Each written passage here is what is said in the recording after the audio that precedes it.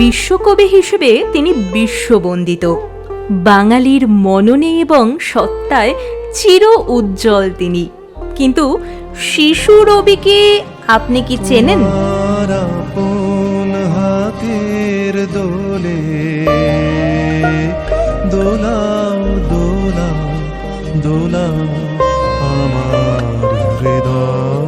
সাঁতরাগাছির ৩, ৪ ও ৫ মহেশ পাললেন। নামটা শোনা শোনা লাগছে, শুনুন তাহলে। ভগ্নপ্রায় বাড়ির সঙ্গে জড়িয়ে আছে শিশু রবীন্দ্রনাথের স্মৃতি।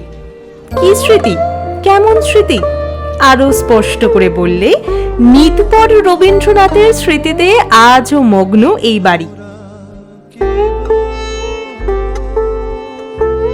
কথার পাখি নিত্য আমায় বেঁধে, নিজের ২ দাদার বিয়েতে একেবারে নিতবর সেজে বাড়িতে এসেছিলেন রবীন্দ্রনাথ।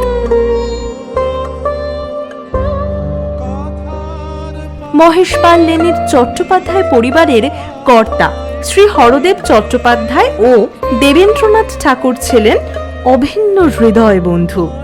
হরদেবের ২ কন্যা নৃপময়ী ও প্রফুল্লময়ী দেবীর সঙ্গে বিবাহ বন্ধনে আবদ্ধ হন মহর্ষির ২ পুত্র হেমেন্দ্রনাথ ও বীরেন্দ্রনাথ।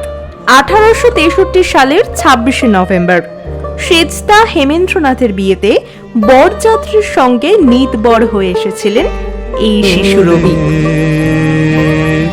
দোলাও দোলাও দোলাও আমার।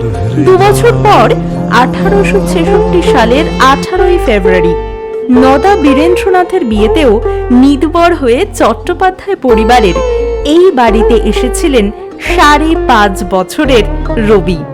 অন্যদিকে এই ২ বিবাহ নিয়ে কম ঝামেলা পোহাতে হয়নি হরদেব ও দেবেন্দ্রনাথকে।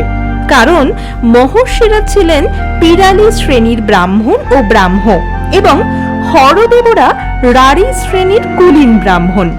স্বভাবতই তখনকার সমাজ হেমেন্দ্রনাথ ও নৃপময়ীর বিবাহকে ভালো চোখে দেখেননি।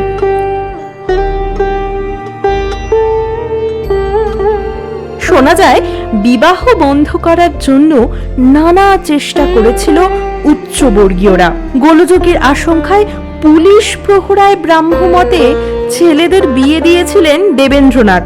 তত্ত্ববোধিনী পত্রিকা এই বিবাহকে কলকাতার বাইরে প্রথম অপৌত্তলিক বিবাহ বলে আখ্যা দিয়েছিল।